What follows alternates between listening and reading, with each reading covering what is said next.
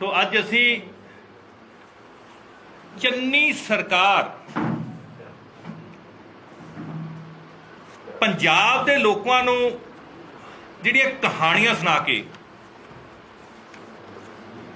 पंजाब के लोगों को अल्फ लैला दे अध्याय पढ़ के टाइम टपाउण की जिहड़ी गल कर रही है उत्ते कुछ सवाल खड़े कर रहे हैं। और जिहड़े सवाल है वो साडे नहीं हैं, वो कुलतार सिंह दे नहीं है, वो पंजाब की आवाम के सवाल ने। वो साडा जिहड़ा नासूर बन चुकिया है, जिहदे करके साडे पंजाब के अंदर किन्नी देर अशांति रही, हुण भी रातां नूं नींद नहीं आउंदी। किड्डा वड्डा इशू है साडा बेअदबी का इशू। श्री गुरु ग्रंथ साहिब महाराज जी की बेअदबी हुई, पवित्र गीता की बेअदबी हुई, मुकद्दस कुरान की बेअदबी हुई। सरकार किन्नी सीरीयस है उहदे ते, पंजाब सरकार किन्नी सीरीयस है उससे। वो जेड़े अफसरां ने उस समय सही तरीके नाल काम नहीं किया, बादल सरकार दे कहण ते, या मैं तो कहूँगा बादल परिवार दे कहण ते इन्वेस्टिगेशन नूं डीरेल करन दा कोशिश की। ਜਿਹੜੇ लोग इंसाफ मंगते सी उन्हां नूं ही इन्हां केसां दे विच फसाउण दी कोशिश की। रुपिंदर ते जसविंदर नूं ISI दे नाल जोड़न दी कोशिश की। अगर हुण दे DGP साहब उदों आपदा काम सही तरीके नाल करदे तां ना इन्ना डिले होना सी ते हुण ताईं अंजाम ते भी पहुंच जाना सी। और जिहड़े अफसर पोलीटिकल लोकां दे हत्थ ठोके बन के काम करते रहे है, तुसीं उन्हां नूं फिर DGP लाउणे हो, ये कितना तर्कसंगत है। उस तो बाद सरकार दे बने हुए केस नूं डिफेंड करना है एडवोकेट जनरल ने, और ये वो एडवोकेट जनरल पंजाब सरकार ने लाए हुए ने जिन्हां ने सब तो इंपॉर्टेंट केस ने साडे, भावें बेअदबी का केस होवे, भावें बहबल कला गोली कांड का केस हो जिथे शहीद गुरजीत सिंह कृष्ण भगवान सिंह शहीद होए ने, जिथे संगत नूं फिर फसाउण की कोशिश की गई, जिथे द्वारा फॉल्स एविडेंस क्रिएट किए गए कोटपूरा गोलीकांड के लई, और उन्होंने फॉल्स एविडेंस क्रिएट करने वाले अफसरां नूं सुमेध सैनी एंड कंपनी नूं प्रॉपरली डिफेंड किया, जिन्होंने सरकार के पक्ष नूं कमजोर किया। उत्थे पता नहीं किस तरह की मैनेजमेंट इन्होंने की होएगी, और उन्होंने तुसीं एडवोकेट जनरल लाता। सो इस तो साडा दिल टुटिया। सानूं नहीं लगता कि पंजाब सरकार बेअदबी दे कोई हल ते पहुंचने की कोशिश कर रही है।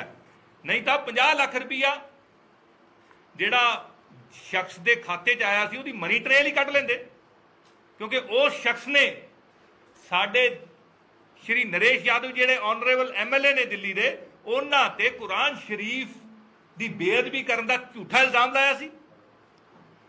ये सरकार बिल्कुल सहमत नहीं, ना बिल्कुल सीरीयस नहीं है, ना तो हुण वाली सरकार ते ना ही बादल सरकार। ਸਾਨੂੰ ਤਾਂ ਇਹ लगता भी हजे तक भी बादलों की सरकार ही चल रही है, क्योंकि उन्होंने किए हुए काले कारनामे ते कोई एक्शन ही नहीं लै रहे।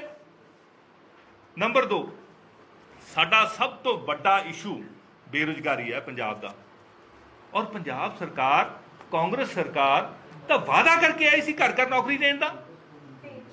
4.5 साल चन्नी साहब तुसी तुहाडी सरकार रही कांग्रेस की, 4.5 साल की तुसी इस बारे घर घर नौकरी देने वास्ते काम किया?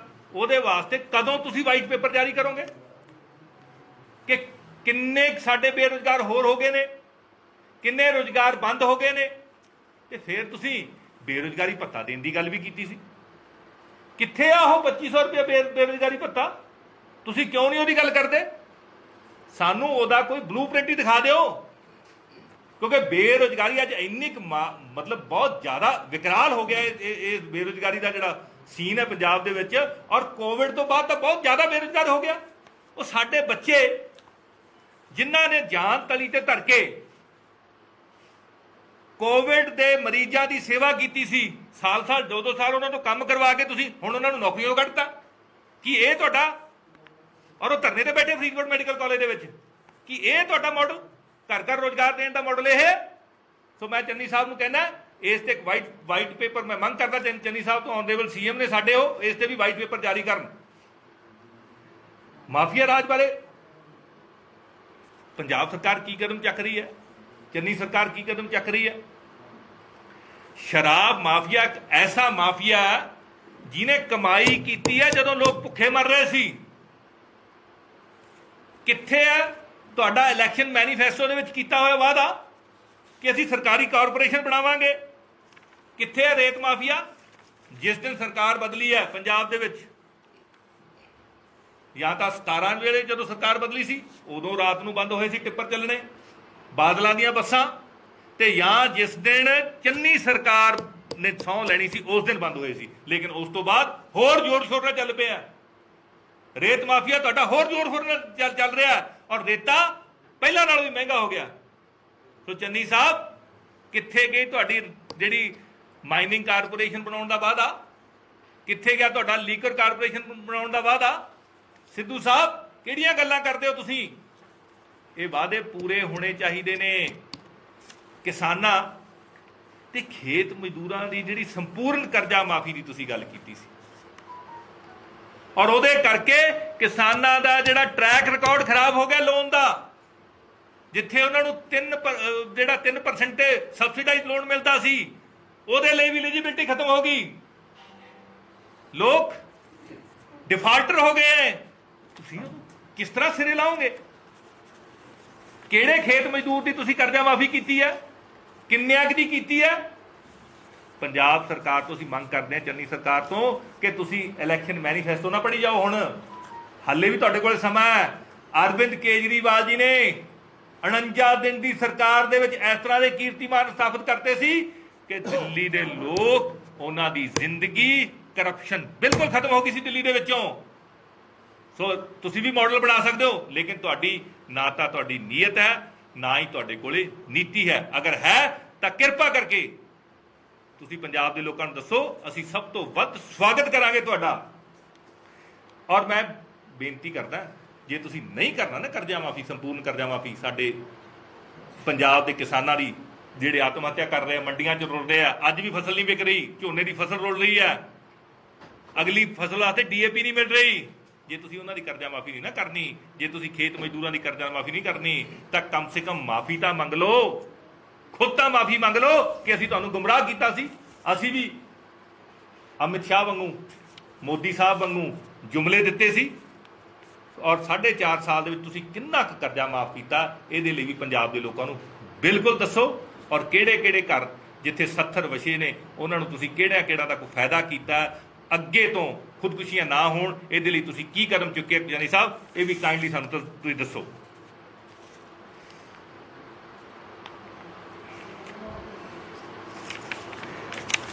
ਨਸ਼ਾ ਘਰ ਘਰ ਵੜ ਗਿਆ।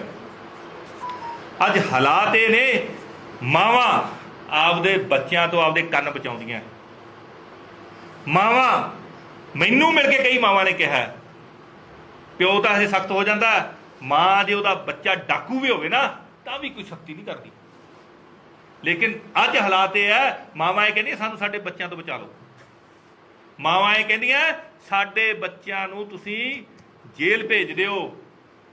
ਮਾਵਾਂ ਇਹ ਕਹਿੰਦੀਆਂ ਆ ਚਿੱਟੇ ਦੀ ਜਿਹੜੀ ਬਿਮਾਰੀ ਲੱਗੀ ਹੈ ਇਹਨੂੰ ਦੂਰ ਕਰੋ। ਔਰ ਤੁਸੀਂ ਹੱਲ ਕੀ ਕਰ ਰਹੇ ਹੋ ਇਹਦਾ? ਤੁਸੀਂ ਜਿਹੜੇ ਅਮਲੀ ਨੇ ਵਿਚਾਰੇ, ਜਿਹੜੇ ਮਰੀਜ਼ ਨੇ, ਉਹ ਮਰੀਜ਼ ਹੈ। ਜਿਹਨਾਂ ਲੋਕਾਂ ਨੂੰ, ਤੁਹਾਡੇ ਵਰਗੇ ਲੋਕਾਂ ਨੇ, ਐਸਟੈਬਲਿਸ਼ ਪੋਲੀਟੀਕਲ ਕਲਾਸ ਨੇ ਇਹ ਬਿਮਾਰੀ ਲਾਤੀ ਹੈ ਚਿੱਟੇ ਦੀ, ਸਿਰਫ ਪੈਸੇ ਦੀ ਖਾਤਰ, ਚੰਦ ਸਿੱਕਿਆਂ ਦੇ ਖਾਤਰ ਤੁਸੀਂ ਉਹਨਾਂ ਨੂੰ ਮਰਨ ਤੇ ਮਜਬੂਰ ਕਰਤਾ। ਤੁਸੀਂ ਉਹਨਾਂ ਦੇ ਪਰਚੇ ਦੇਈ ਜਾਂਦੇ ਹੋ। ਕਰੋੜਾਂ ਦਾ ਘਪਲਾ ਹੋਇਆ, ਜਿਹੜੀ ਉਹ ਤੁਸੀਂ ਗੋਲੀ ਦਿੰਦੇ ਹੋ, ਉਹਦੇ ਤੇ ਕੀ ਐਕਸ਼ਨ ਕੀਤਾ ਤੁਸੀਂ? ਤੁਹਾਡਾ ਮੰਤਰੀ ਉਹਦੇ ਵਿੱਚ ਇਨਵੋਲਵ ਸੀ, ਬਲਬੀਰ ਸਿੰਘ ਸਿੱਧੂ, ਉਹਦੇ ਤੇ ਕਿਉਂ ਐਕਸ਼ਨ ਨਹੀਂ ਲਿਆ ਤੁਸੀਂ? ਤੁਸੀਂ ਨਸ਼ਾ ਮਾਫੀਆ ਨੂੰ ਖਤਮ ਕਿਉਂ ਨਹੀਂ ਕਰਨਾ ਚਾਹੁੰਦੇ? ਕਿਉਂ ਸਪਲਾਇਰ ਨਹੀਂ ਕੋਈ ਫੜ ਰਹੇ? ਬੰਦ ਲਿਫਾਫਾ ਰਿਪੋਰਟ ਹਜੇ ਤੱਕ ਬੰਦ ਕਿਉਂ ਹੈ? ਪੰਜਾਬ ਸਰਕਾਰ ਨੇ ਬੰਦ ਲਿਫਾਫਾ ਰਿਪੋਰਟ ਹੈ ਜਿਹੜੀ ਹਾਈ ਕੋਰਟ ਦੇ ਵਿੱਚ ਪਈ ਹੋਈ, ਉਹਦੇ 'ਚ ਵੱਡੇ ਜਿਹੜੇ ਮਗਰਮੱਛਾਂ ਉਹਨਾਂ ਦੇ ਨਾਂ ਨਸ਼ਰ ਕਰਾਉਣ ਲਈ ਕੋਈ ਕਦਮ ਹੁਣ ਤਾਈਂ ਕਿਉਂ ਨਹੀਂ ਚੁੱਕਿਆ? ਪੰਜਾਬ ਦੇ ਲੋਕ ਤੁਹਾਡਾ ਇਹਦਾ ਜਵਾਬ ਮੰਗਦੇ। ਚੰਨੀ ਸਾਹਿਬ ਇਹ ਜਵਾਬ ਮੰਗਦੇ ਆ। ਔਰ ਤੁਹਾਡੇ ਮੁੱਖ ਮੰਤਰੀ ਸਾਹਿਬ, ਜਿਨ੍ਹਾਂ ਦਾ ਚਿਹਰਾ ਦਿਖਾ ਕੇ ਤੁਸੀਂ ਇਹ ਇਲੈਕਸ਼ਨ ਲੜਿਆ ਸੀ, 2017 ਦਾ ਇਲੈਕਸ਼ਨ ਜਿੱਤਿਆ ਸੀ, ਉਹਨਾਂ ਨੇ ਗੁਟਕਾ ਸਾਹਿਬ ਦੀ ਸਹੁੰ ਖਾਧੀ ਸੀ, ਔਰ ਸਹੁੰ ਤੋੜਨੀ ਵੀ ਬੇਅਦਬੀ ਦੇ ਬਰਾਬਰ ਹੈ। ਇਹਦੇ ਲਈ ਵੀ ਕਾਂਗਰਸ ਨੂੰ, ਚੰਨੀ ਸਰਕਾਰ ਨੂੰ ਮਾਫੀ ਮੰਗਣੀ ਚਾਹੀਦੀ ਪੰਜਾਬ ਦੇ ਲੋਕਾਂ ਤੋਂ। ਔਰ ਅੱਜ ਜਿੱਥੇ ਤੁਸੀਂ ਪੰਜਾਬ ਦੇ ਲੋਕਾਂ ਦੀ ਤਕਲੀਫਾਂ ਨੂੰ ਘੱਟ ਕਰਨ ਦੀ ਗੱਲ ਤਾਂ ਕਰਦੇ ਹੋ, ਲੇਕਿਨ ਹੋਈ ਕਿਹਦੀ ਹੈ?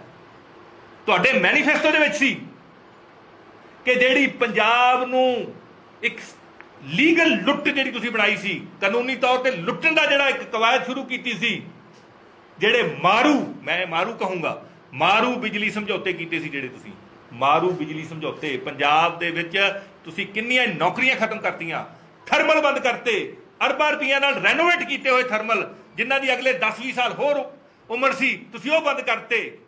ਤੁਸੀਂ ਮਾਰੂ ਬਿਜਲੀ ਸਮਝੌਤਿਆਂ ਨੂੰ ਰੱਦ ਕਿਉਂ ਨਹੀਂ ਕਰ ਰਹੇ? ਇਹਦੇ ਬਾਰੇ ਵੀ ਦੱਸਿਆ ਜਾਵੇ। ਕੀ ਉਹੀ ਹਿਸਾਬ ਕਿਤਾਬ, ਕੀ ਉਹੀ ਸੈਟਿੰਗ ਤੁਹਾਡੀ ਹੋਗੀ ਜਿਹੜੀ ਉਹਨਾਂ ਦੀ ਬਾਦਲ ਸਰਕਾਰ ਵੇਲੇ ਸੀ? ਇਹਦੇ ਬਾਰੇ ਪੰਜਾਬ ਦੇ ਲੋਕ ਤੁਹਾਡੇ ਕੋਲੋਂ ਜਵਾਬ ਮੰਗਦੇ ਨੇ।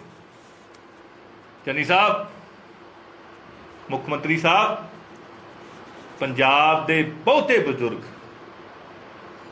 ਮਾਤਾਵਾਂ, ਸਾਡੀਆਂ ਵਿਧਵਾ ਭੈਣਾਂ, ਸਾਡੇ ਅੰਗਹੀਨ ਬੱਚੇ, ਭੈਣ ਭਰਾ, ਉਹ ਹਰ ਮਹੀਨੇ ਤੁਹਾਡੇ ਵੱਲ ਵੇਖਦੇ ਆ, ਪੰਜਾਬ ਸਰਕਾਰ ਵੱਲ ਵੇਖਦੇ ਆ ਕਿ ਇਹਨਾਂ ਨੇ ਇਲੈਕਸ਼ਨ ਦੇ ਸਮੇਂ ਜਿਹੜਾ ਵਾਅਦਾ ਕੀਤਾ ਸੀ ਕਿ 2500 ਰੁਪਇਆ ਪੈਨਸ਼ਨ ਦੇਵਾਂਗੇ, ਅੱਜ ਮਹਿੰਗਾਈ ਇੰਨੀ ਹੋ ਗਈ ਕਿ 2500 ਨਾਲ ਵੀ ਕੁਝ ਨਹੀਂ ਬਣਦਾ। ਉਹ 2500 ਪੈਨਸ਼ਨ ਜਿਹੜੀ ਸਾਡੀਆਂ ਵਿਧਵਾਵਾਂ ਨੂੰ, ਸਾਡੇ ਅੰਗਹੀਨ ਭਰਾਵਾਂ ਨੂੰ, ਸਾਡੀਆਂ ਬਜ਼ੁਰਗ ਮਾਤਾਵਾਂ ਨੂੰ, ਸਾਡੇ ਬਜ਼ੁਰਗਾਂ ਨੂੰ ਕਦੋਂ ਦਿਓਗੇ? ਇਹਦੇ ਬਾਰੇ ਵੀ ਦੱਸੋ। ਔਰ ਜੇ ਨਹੀਂ ਦਿੱਤੀ ਤੇ ਉਹਨਾਂ ਤੋਂ ਮਾਫੀ ਵੀ ਮੰਗੋ। ਐਸਸੀ ਸਕਾਲਰਸ਼ਿਪ ਜਿਹੜਾ ਘੁਟਾਲਾ ਹੋਇਆ, ਇਹਦੇ ਨਾਲ ਇੱਕ ਜਨਰੇਸ਼ਨ ਦਾ ਨੁਕਸਾਨ ਨਹੀਂ ਹੋਇਆ ਪੰਜਾਬ ਦੇ ਵਿੱਚ, ਆਉਣ ਵਾਲੀਆਂ ਪੀੜ੍ਹੀਆਂ ਦਾ, ਤੁਸੀਂ ਗਰੀਬ ਬੱਚਿਆਂ ਦਾ ਤਾਂ ਨੁਕਸਾਨ ਕੀਤਾ ਹੀ ਕੀਤਾ, ਜਿਨ੍ਹਾਂ ਦੇ ਵਿੱਚ ਟੈਲੈਂਟ ਸੀ। ਕੋਈ ਕਿਸੇ ਨੇ IAS ਬਣਨਾ ਸੀ, ਕਿਸੇ ਨੇ PCS ਬਣਨਾ ਸੀ, ਕਿਸੇ ਨੇ ਡਾਕਟਰ ਬਣਨਾ ਸੀ, ਕਿਸੇ ਨੇ ਲਾਇਰ ਬਣਨਾ ਸੀ, ਕਿਸੇ ਨੇ ਜੱਜ ਬਣਨਾ ਸੀ। ਤੁਸੀਂ ਉਹਨਾਂ ਦਾ ਵੀ ਭਵਿੱਖ ਮਾਰਿਆ। ਨਾਲ ਦੀ ਨਾਲ ਪੰਜਾਬ ਦੇ ਵਿੱਚ ਚੱਲਦੇ ਜਿਹੜੇ ਕਾਲਜਿਸ ਸੀ, ਤੁਸੀਂ ਉਹਨਾਂ ਦਾ ਵੀ ਦਿਵਾਲਾ ਕੱਢ ਦਿੱਤਾ। ਉਹਨਾਂ ਦੀਆਂ ਲਿਮਟਾਂ ਨਹੀਂ ਵਾਪਸ ਕੀਤੀਆਂ ਜਾਂਦੀਆਂ। ਕਿਉਂ ਨਹੀਂ ਤੁਸੀਂ ਉਸ ਸਕਾਲਰਸ਼ਿਪ ਘੁਟਾਲੇ ਨੂੰ ਅੰਜਾਮ ਦੇਣ ਵਾਲੇ ਤੇ ਉਹਨਾਂ ਨੂੰ ਪ੍ਰੋਟੈਕਟ ਕਰਨ ਵਾਲੇ ਜਿਹੜੇ ਮੰਤਰੀ ਸਾਧੂ ਸਿੰਘ ਤੇ ਕਿਉਂ ਨਹੀਂ, ਸਾਧੂ ਸਿੰਘ ਧਰਮਸੋਤ ਤੇ ਕਿਉਂ ਕਾਰਵਾਈ ਨਹੀਂ ਹੋ ਰਹੀ? ਪੰਜਾਬ ਦੇ ਲੋਕ ਤੁਹਾਨੂੰ ਇਹ ਪੁੱਛਦੇ ਆ ਕਿ ਕੋਈ ਮਹੂਰਤ ਕਢਾਉਣਾ ਹੈ। ਪੌਣੇ 5 ਸਾਲ ਤਾਂ ਹੋ ਗਏ ਚੰਨੀ ਸਾਹਿਬ, ਮੁੱਖ ਮੰਤਰੀ ਸਾਹਿਬ, ਕਦੋਂ ਉਸ ਤੇ ਕਾਰਵਾਈ ਕਰੋਗੇ? ਇਹਦੀ ਵੀ ਮੰਗ ਹੈ। ਇਕੱਲੇ 4 ਅਫਸਰਾਂ ਤੇ ਤੁਸੀਂ ਕਾਰਵਾਈ ਦਾ ਡਰਾਮਾ ਕਰਕੇ, ਅਸੀਂ ਡਰਾਮਾ ਕਹਾਂਗੇ, ਕੋਈ ਕਾਰਵਾਈ ਪ੍ਰੋਪਰ ਪੁਖਤਾ ਨਹੀਂ ਹੋਈ, ਜਦੋਂ ਤੱਕ ਅੰਦਰ ਨਹੀਂ ਜਾਂਦੇ ਔਰ ਉਹਨਾਂ ਤੋਂ ਰਿਕਵਰੀ ਨਹੀਂ ਹੁੰਦੀ, ਜਿੰਨਾ ਨੁਕਸਾਨ ਹੋਇਆ ਸਾਡੇ ਗਰੀਬ ਬੱਚਿਆਂ ਦਾ, ਉਨੀ ਦੇਰ ਤੱਕ ਪੰਜਾਬ ਦੇ ਲੋਕ ਚੁੱਪ ਕਰਕੇ ਬਹਿਣ ਵਾਲੇ ਨਹੀਂ ਹੈ। ਤੁਸੀਂ ਸਰਕਾਰੀ ਕਰਮਚਾਰੀ ਤੇ ਪੈਨਸ਼ਨਾਂ ਨਾਲ ਕਿੱਡੇ ਵੱਡੇ ਧੋਖੇ ਕੀਤੇ, ਉਹਨਾਂ ਦੇ ਬਕਾਏ ਨਹੀਂ ਦਿੱਤੇ, DA ਦੀਆਂ ਕਿਸ਼ਤਾਂ ਨਹੀਂ ਦਿੱਤੀਆਂ। ਇਹ ਕਦੋਂ ਤੱਕ ਹੋ ਜਾਏਗਾ? ਇਹਦਾ ਐਡੇ ਵੱਡਾ ਧੋਖਾ ਕੀਤਾ, ਐਡਾ ਵੱਡਾ ਧਰੋ ਕਮਾਇਆ, ਅੱਜ ਤਾਈਂ ਕਿਸੇ ਵੀ ਸਰਕਾਰ ਨੇ ਐਡਾ ਧਰੋ ਨਹੀਂ ਕਮਾਇਆ ਸੀ ਜਿੰਨਾ ਕਾਂਗਰਸ ਸਰਕਾਰ ਨੇ ਪੰਜਾਬ ਦੇ ਮੁਲਾਜ਼ਮਾਂ ਦੇ ਨਾਲ ਜਿਹੜਾ ਧਰੋ ਕਮਾਇਆ। ਅੱਜ ਪੰਜਾਬ ਦੇ ਵਿੱਚ ਕਾਨੂੰਨ ਵਿਵਸਥਾ ਇੰਨੀ ਬਦਤਰ ਹੈ ਕਿ ਜਿਹਦਾ ਵੀ ਮਾੜਾ ਮੋਟਾ ਕਾਰੋਬਾਰ ਚੱਲਦਾ ਉਹ ਇਹ ਸੋਚ ਰਿਹਾ ਕਿ ਮੈਂ ਆਪਦਾ ਕਾਰੋਬਾਰ ਇੱਥੋਂ ਸਮੇਟ ਕੇ ਬਾਹਰ ਚਲਾ ਜਾਵਾਂ। ਮੇਰੇ ਕੋਟਕਪੂਰੇ ਦੇ ਵਿੱਚ ਹੀ, ਫਰੀਦਕੋਟ ਦੇ ਵਿੱਚ ਹੀ ਕਿੰਨੇ ਲੋਕਾਂ ਨੂੰ ਫਰੋਤੀ ਮੰਗਣ ਦੀਆਂ ਕਾਲਸ ਆ ਗਈਆਂ। ਤੁਹਾਡੀ ਲਾਅ ਐਂਡ ਆਰਡਰ ਕਿਉਂ ਠੀਕ ਨਹੀਂ ਕਰ ਰਹੇ? ਇਹਦੇ ਪਿੱਛੇ ਕੀ ਕਾਰਨ ਹੈ ਚੰਨੀ ਸਾਹਿਬ? ਕਿਉਂਕਿ ਵਪਾਰੀ ਤੇ ਕਾਰੋਬਾਰੀ ਪੰਜਾਬ ਦੇ ਵਿੱਚ ਆਉਣਗੇ ਕਿੱਥੋਂ? ਇੱਥੋਂ ਦਾ ਜਿਹੜੇ ਪਹਿਲਾਂ ਹੈਗੇ ਨੇ ਉਹ ਭੱਜਣ ਨੂੰ ਫਿਰਦੇ ਨੇ। ਉਹ ਇਸ ਕਰਕੇ ਕਿਉਂਕਿ ਤੁਸੀਂ ਸਰਕਾਰ ਦੇ ਵਿੱਚ ਸਿਰਫ ਕੁਰਸੀ ਦੀ ਖੇਡ ਰਹੇ ਹੋ। ਕਿਹਨੂੰ ਬਣਾਉਣਾ ਹੈ, ਕਿਹਨੂੰ ਲਾਉਣਾ ਹੈ, ਪੰਜਾਬੀਆਂ ਬਾਰੇ, ਲਾਅ ਐਂਡ ਆਰਡਰ ਐਸਟੈਬਲਿਸ਼ ਕਰਨ ਬਾਰੇ, ਕੰਮ ਕਿਵੇਂ ਚਲਾਉਣੇ ਆ, ਇਹਦੇ ਬਾਰੇ ਤਾਂ ਕਦੇ ਕੋਈ ਤੁਸੀਂ ਡਿਸਕਸ਼ਨ ਕੀਤੀ ਨਹੀਂ ਚੰਨੀ ਸਾਹਿਬ। ਇਹਦੇ ਨਾਲ ਪੰਜਾਬ ਦੇ ਲੋਕਾਂ ਦਾ ਦਿਲ ਟੁੱਟਿਆ। ਔਰ ਚੰਨੀ ਸਾਹਿਬ ਮੈਂ ਬੇਨਤੀ ਕਰਨੀ ਚਾਹੁੰਦਾ, ਕਿਉਂਕਿ ਇਹ ਬੜੇ ਵੱਡੇ ਮੁੱਦੇ ਨੇ, ਹੋਰ ਵੀ ਬਹੁਤ ਮੁੱਦੇ ਨੇ। ਅੱਜ ਸਾਡੇ ਸਾਹਮਣੇ ਪਰਲ ਦਾ ਮੁੱਦਾ ਉੱਥੇ ਹੀ ਖੜਾ। ਤੁਸੀਂ ਕਿਉਂ ਨਹੀਂ ਕਾਰਵਾਈ ਕੀਤੀ ਉੱਥੇ? ਜਦੋਂ ਲੋਧਾ ਕਮਿਸ਼ਨ ਨੇ, ਸੁਪਰੀਮ ਕੋਰਟ ਨੇ ਤੁਹਾਨੂੰ ਡਾਇਰੈਕਸ਼ਨਾਂ ਦਿੱਤੀਆਂ ਹੋਈਆਂ ਕਿ ਉਹ ਜ਼ਮੀਨਾਂ ਡਿਸਪੋਜ਼ ਕੀਤੀਆਂ ਜਾਣ, ਕਿਉਂ ਨਹੀਂ ਕਰ ਰਹੇ ਤੁਸੀਂ? ਸੋ ਇਹਨਾਂ ਸਾਰੇ ਮੁੱਦਿਆਂ ਨੂੰ ਅਗਰ ਤੁਸੀਂ ਹੱਲ ਕਰਨਾ ਚਾਹੁੰਦੇ ਤੇ ਵਿਧਾਨ ਸਭਾ ਦਾ ਸੈਸ਼ਨ ਬੁਲਾਓ ਔਰ ਇਹਦਾ ਟਾਈਮ ਬਾਉਂਡ ਹੱਲ ਕਰੋ। ਜੇ ਹੱਲ ਕਰੋਗੇ ਤਾਂ ਪੰਜਾਬ ਦੇ ਲੋਕ ਇਸ ਨੂੰ ਤਸਲੀਮ ਵੀ ਕਰਨਗੇ, ਅਗਰ ਨਹੀਂ ਕਰੋਗੇ ਤਾਂ ਪੰਜਾਬ ਦੇ ਲੋਕਾਂ ਨੇ ਤੁਹਾਨੂੰ ਮਾਫ ਨਹੀਂ ਕਰਨਾ। ਔਰ ਕਾਂਗਰਸ ਸੈਸ਼ਨ ਤੋਂ ਕਿਉਂ ਭੱਜ ਰਹੀ ਹੈ? ਪੰਜਾਬ ਸਰਕਾਰ ਅੱਜ ਵਿਧਾਨ ਸਭਾ ਦਾ ਸੈਸ਼ਨ ਬੁਲਾਉਣ ਤੋਂ ਭੱਜ ਰਹੀ ਹੈ। ਮੌਨਸੂਨ ਸੈਸ਼ਨ ਡਿਊ ਪਿਆ ਔਰ ਇਹਦਾ ਮਤਲਬ ਇਹ ਹੈ ਕਿ ਪੰਜਾਬ ਸਰਕਾਰ ਨੂੰ ਆਪਣੇ ਹੀ ਕਾਰਗੁਜ਼ਾਰੀ ਤੇ ਸ਼ੱਕ ਹੈ ਕਿ ਉਹਦੇ ਆਪਣੇ ਹੀ ਇਹਨਾਂ ਦੇ ਖਿਲਾਫ ਉੱਥੇ ਕਿਤੇ ਵੋਟਿੰਗ ਨਾ ਕਰ ਦੇਣ। ਸੋ ਪੰਜਾਬ ਸਰਕਾਰ ਨੂੰ ਸਾਰੇ ਕੰਮ ਕਰਾਉਣ ਵਾਸਤੇ ਟਾਈਮ ਬਾਉਂਡ ਸੋਲੂਸ਼ਨ ਦੇਣ ਵਾਸਤੇ ਤੁਰੰਤ ਮੈਂ ਮੰਗ ਕਰਦਾ ਤੁਹਾਡੇ ਰਾਹੀਂ ਕਿ ਤੁਰੰਤ ਪੰਜਾਬ ਦੀ ਵਿਧਾਨ ਸਭਾ ਦਾ ਜਿਹੜਾ ਮੌਨਸੂਨ ਸੈਸ਼ਨ ਡਿਊ ਪਿਆ ਉਹਨੂੰ ਬੁਲਾਇਆ ਜਾਵੇ ਔਰ ਜਿੰਨੇ ਸਾਡੇ ਇਸ਼ੂ ਨੇ ਉਹਨਾਂ ਸਾਰਿਆਂ ਨੂੰ ਹੱਲ ਕਰਨ ਲਈ ਟਾਈਮ ਬਾਉਂਡ ਇੱਕ ਰੂਟ ਮੈਪ ਦੱਸਿਆ ਜਾਵੇ। ਕਾਂਗਰਸ ਕਦੇ 5 ਨੁਕਤੇ, ਕਦੇ 18, ਕਦੇ 13, ਪਰ ਕੁਝ ਤਾਂ ਕਰੋ, ਕਿਉਂਕਿ 2022 ਦੇ ਵਿੱਚ ਤਾਂ ਤੁਸੀਂ ਸੱਤਾ ਤੋਂ ਬਾਹਰ ਹੋ ਜਾਣਾ। ਸੋ ਪਿੰਡਾਂ ਵਿੱਚ ਵੜਦੇ ਰਹਿ ਜਾਓ, ਕੋਈ ਇੱਕ ਅੱਧਾ ਕਿਸੇ ਗਰੀਬ ਦਾ ਜੀਵਨ ਸੌਖਾ ਕਰ ਦਿਓ। ਉਹ ਫਰੀਦਕੋਟ ਮੈਡੀਕਲ ਕਾਲਜ ਦੇ ਜਿਹੜਾ ਕੈਂਸਰ ਦੇ ਮਰੀਜ਼ਾਂ ਦਾ ਬਕਾਇਆ ਪਿਆ ਉਹੀ ਦੇ ਦਿਓ। ਜਿਹੜੇ ਬੱਚਿਆਂ ਦੀਆਂ ਨੌਕਰੀਆਂ ਤੁਸੀਂ ਖੋਲੀਆਂ ਕਰੋਨਾ ਵਾਰੀਅਰ ਦੀਆਂ ਉਹੀ ਦੇ ਦਿਓ। ਕਿਸੇ ਨੂੰ 2500 ਬੇਰੁਜ਼ਗਾਰੀ ਭੱਤਾ ਹੀ ਦੇ ਦਿਓ। ਕਿਸੇ ਨੂੰ ਬਜ਼ੁਰਗ ਮਾਤਾ ਨੂੰ ਪੈਨਸ਼ਨ ਹੀ ਦੇ ਦਿਓ। ਉਹ ਦਵਾਈ ਲੈ ਲਊ। ਤੁਹਾਡੇ ਹਸਪਤਾਲਾਂ ਦੇ ਵਿੱਚ ਤਾਂ ਦਵਾਈਆਂ ਵੀ ਨਹੀਂ ਮਿਲਦੀਆਂ। ਸੋ ਪੰਜਾਬ ਸਰਕਾਰ ਜੀ ਛੇਤੀ ਤੋਂ ਛੇਤੀ ਵਿਧਾਨ ਸਭਾ ਦਾ ਸੈਸ਼ਨ ਬੁਲਾਓ ਜੀ। ਪਿਛਲੇ ਦਿਨਾਂ ਦੇ ਵਿੱਚ ਜੀ ਇੱਕ ਰਾਜਾ ਵੜਿੰਗ ਵੱਲੋਂ ਵੀ ਚਿੱਠੀ ਲਿਖੀ ਗਈ ਸੀ ਟਰਾਂਸਪੋਰਟ ਮਾਫੀਆ ਕਹਿੰਦੇ ਦਿੱਲੀ ਦੇ ਵਿੱਚ ਵਧਾਇਆ ਜਾ ਰਿਹਾ। ਪੰਜਾਬ ਦੀਆਂ ਬੱਸਾਂ ਨੂੰ ਆਗਿਆ ਨਹੀਂ ਮਿਲ ਰਹੀ ਪਰ ਪ੍ਰਾਈਵੇਟ ਬੱਸਾਂ ਉੱਤੇ ਬਹੁਤ ਚੱਲ ਰਹੀਆਂ। ਦੇਖੋ ਜੀ, ਰਾਜਾ ਵੜਿੰਗ ਜੀ ਨੂੰ ਪਹਿਲੀ ਗੱਲ ਤਾਂ ਮੈਂ ਕਹਿਣਾ ਵੀ ਪੰਜਾਬ ਦੇ ਵਿੱਚ ਮਾਫੀਆ ਰਾਜ ਹੈ। ਤੁਸੀਂ ਦਿੱਲੀ 'ਚ ਵਧਾਏ ਜਾਣ ਦੀ ਗੱਲ ਕਰ, ਪੰਜਾਬ ਦੇ ਵਿੱਚ ਮਾਫੀਆ ਰਾਜ ਹੈ। ਤੁਸੀਂ ਜਿਹੜੀਆਂ ਬੱਸਾਂ ਅੱਜ ਫੜੀਆਂ 5 ਸਾਲਾਂ ਬਾਅਦ, ਤੁਹਾਡੇ ਜਿਹੜੇ ਮੰਤਰੀ ਸੀ, ਤੁਹਾਡੇ ਜਿਹੜੇ ਸੰਤਰੀ ਸੀ, ਉਹਨਾਂ ਨੇ ਕਿੰਨਾ ਰੈਵਨਿਊ ਲਾਸ ਕਰਾਇਆ ਪਹਿਲਾਂ ਤੁਸੀਂ ਸਾਨੂੰ ਉਹ ਰਿਕਵਰ ਕਰਾ ਕੇ ਦਿਖਾਓ। ਕੱਲਾ ਟੀਵੀ ਤੇ ਖਬਰ ਚਲਾ ਲਈ, ਫਲਾਨੀ ਬੱਸ ਫੜ ਲਈ, ਫਲਾਨੇ ਨੂੰ ਰਾਉਂਡ ਆਫ ਕਰ ਲਿਆ, ਫਲਾਨੇ ਦੇ ਕਾਗਜ਼ ਚੈੱਕ ਕਰ ਲਿਆ, ਉਹਦੇ ਨਾਲ ਕੁਝ ਨਹੀਂ ਹੋਣਾ। ਜਿਹੜਾ ਤੁਸੀਂ ਪੰਜਾਬ ਦੇ ਵਿੱਚ ਰੈਵਨਿਊ ਲਾਸ ਹੋਇਆ, ਵੜਿੰਗ ਸਾਹਿਬ, ਮਾਨਯੋਗ ਮੰਤਰੀ ਸਾਹਿਬ, ਉਹ ਰਿਕਵਰ ਕਰਾਓ ਔਰ ਮਾਫੀ ਮੰਗੋ ਕਿ ਤੁਹਾਡੇ ਜਿਹੜੇ ਮੰਤਰੀ ਸੀ, ਤੁਹਾਡੇ ਸੰਤਰੀ ਸੀ, ਪੌਣੇ 5 ਸਾਲ ਬਾਦਲਾਂ ਦੀ ਲੁੱਟ ਦੇ ਵਿੱਚ ਸ਼ਾਮਲ ਰਹੇ ਆ, ਟਰਾਂਸਪੋਰਟ ਮਾਫੀਆ ਦੀ ਲੁੱਟ ਦੇ ਵਿੱਚ ਸ਼ਾਮਲ ਰਹੇ ਆ। ਮੁਲਾਕਾਤ ਦੀ ਗੱਲ ਕਰ ਰਹੇ ਜੀ, ਕਹਿੰਦੇ ਮੁਲਾਕਾਤ ਕਰਨੀ ਕੇਜਰੀਵਾਲ ਨਾਲ, ਪਰ ਸਮਾਂ ਨਹੀਂ ਮਿਲ ਰਿਹਾ। ਜਦੋਂ ਮਰਜ਼ੀ ਚੱਲਣ, ਮੇਰੇ ਨਾਲ ਚੱਲਣ, ਮੈਂ ਲੈ ਚੱਲਦਾ ਉਹਨਾਂ ਨੂੰ। ਅਸੀਂ ਮਸਾ ਲੱਭਿਆ ਅੱਜ ਉਹਨਾਂ ਦਾ ਮੁੱਖ ਮੰਤਰੀ, ਜਿਹੜਾ ਕਹਿੰਦੇ ਸੀ ਆਮ ਲੋਕਾਂ ਦਾ ਮੁੱਖ ਮੰਤਰੀ ਹੈ। ਮਗਰ ਜਾ ਕੇ ਭਾਲ ਕੇ ਫੋਨ ਹੀ ਨਹੀਂ ਚੱਕਦੇ ਸੀ ਸਾਡਾ। ਜਿੰਨੇ ਕੁ ਮੁੱਦੇ ਉਠਾਏ, ਜਿਵੇਂ ਡੀਜੀਪੀ ਦਾ, ਏਜੀ ਦਾ ਵੀ ਉਹਦੇ ਨਾਲ ਇਨਸਾਫ ਨਹੀਂ ਮਿਲਦਾ।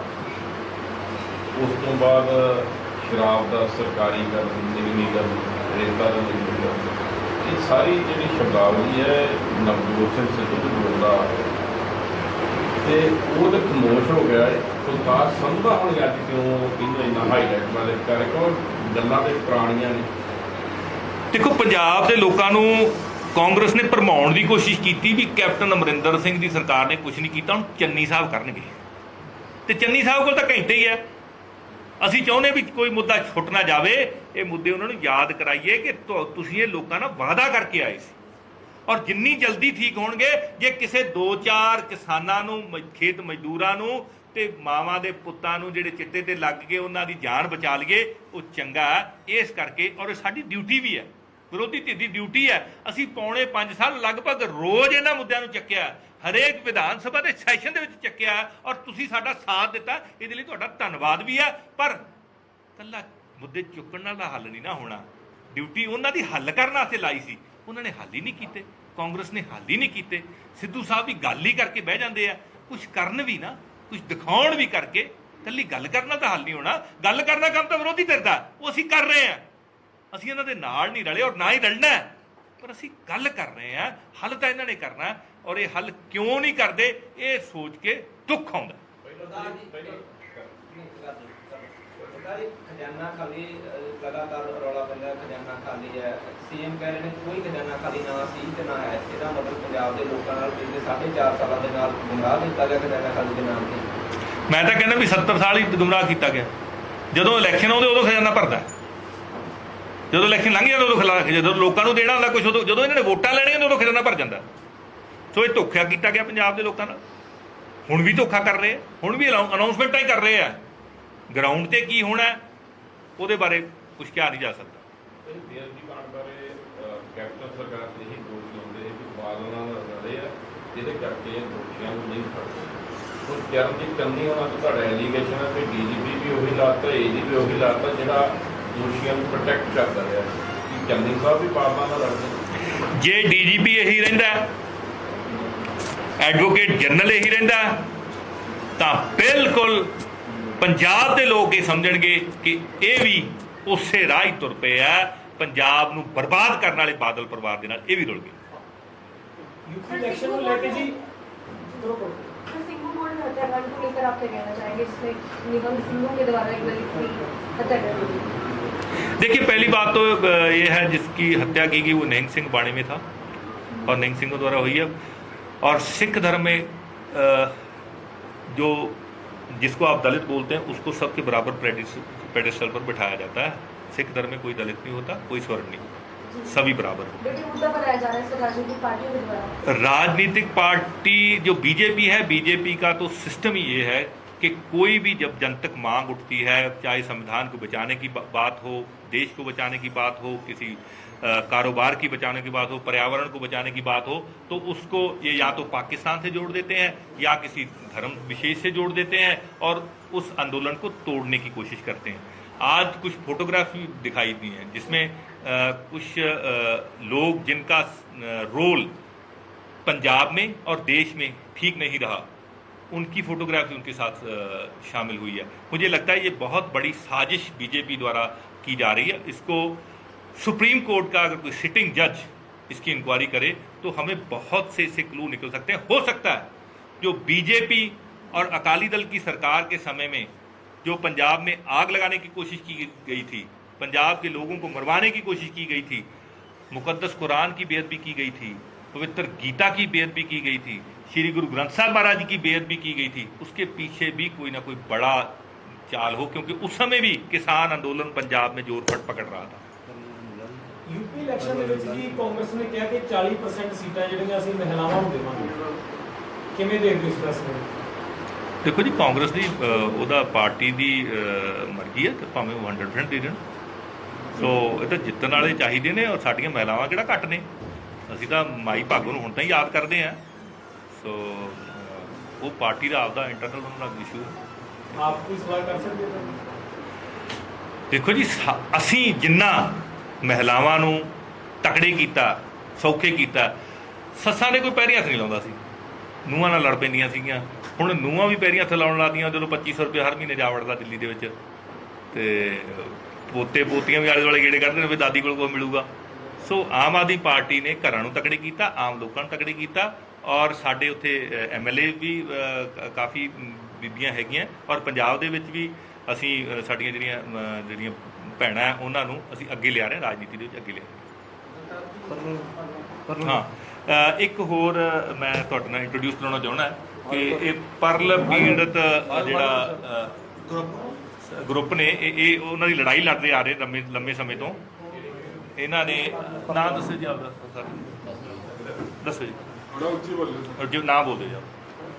ਮੇਰਾ ਨਾਮ ਹੁਸੈਨ ਖਾਨ ਜੀ, ਰਜਿੰਦਰ ਸਿੰਘ ਭਵਾਨੀਗੜ੍ਹ, ਅਮਨਦੀਪ ਸਿੰਘ ਭੋਤਲਾ, ਗੁਰਵੰਤ ਸਿੰਘ ਭਾਈ ਰੂਪਾ, ਸੁਖਪਾਲ ਸਿੰਘ ਅਲੀ ਸ਼ੇਰ, ਪਰਮਜੀਤ ਸਿੰਘ ਜੀ, ਸੰਗਰੂਰ ਡਿਸਟ੍ਰਿਕਟ, ਕਰਨਜੀਤ ਸਿੰਘ ਕਾਦੜਾ ਬਰਨਾਲਾ ਜੀ, ਮਨਦੀਪ ਸਿੰਘ ਟੋਕਰੀ ਮੋਗਾ।